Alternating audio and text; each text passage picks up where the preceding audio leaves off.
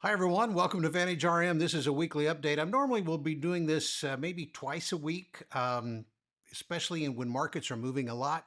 But tonight I'm going to do this on a Wednesday night because the markets have certainly been moving a lot.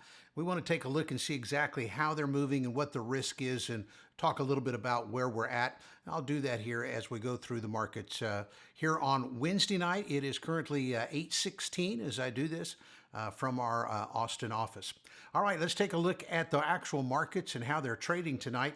This is our quote board, and you can see the corn market here, soybeans are here, wheat, we follow rice. And cotton, which is just off the screen. We can pull it up. It's not open yet. And then, of course, over here, we're running our what we call the outside markets. We've got the stock market, which was up 119 points today. It's up 14 points tonight. The dollar's up 19. Crude oil's up 37 cents a barrel.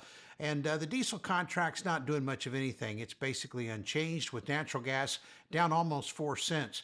The gold market is up $5 or very close to it, and silver is up 70 cents an ounce. In the corn market, we're currently up a penny and a half. Look at that volume. It is massive as we trade here tonight. And look at that price. It got over $5 here tonight. So it has definitely moved to the upside as far as the action that occurred today and what is occurring tonight. In the soybeans, we're currently up 2 right now in the November contract. Volume heavy there. Meal's up 80 cents, and the bean oil is currently up about 6 points. The crush margins, that is the products against the soybeans, they're basically up just a tad. As far as the wheat market goes, down a penny here in the early going, which is again 8:17 Central Time. Kansas City's down 3. We do follow the rice market, as I've got extensive background in rice, and we're currently up 4.5 cents there in the rice at 14.28.5. All right, I'm going to show you the chart action here, and then we'll go through the charts and let you see where the risk is really at as we see it on the charts themselves. So let's look at, first of all, how the market is trading tonight. That's that yellow bar that you see right there. And you can see tonight it has moved up to test the major resistance that we're showing, which starts at 501 and goes up to 506.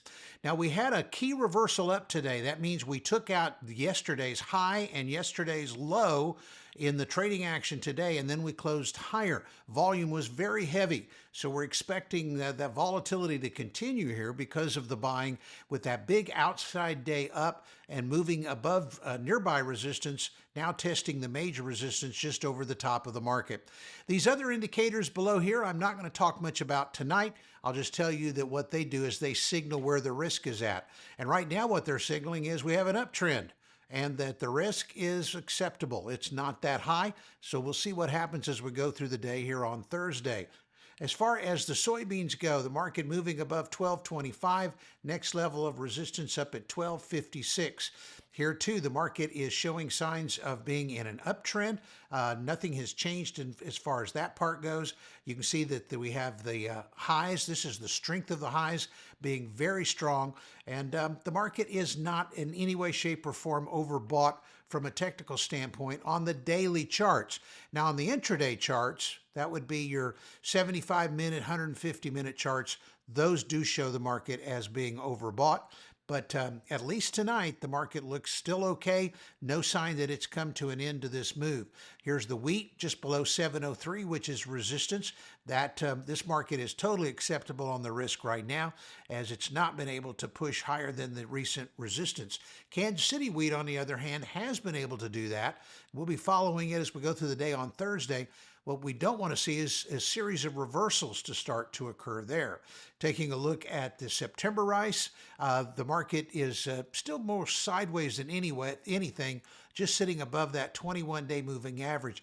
This is the September contract. It's getting ready to go into delivery, but you can see all the indicators are very, very low. So market is showing sideways conditions at this particular point.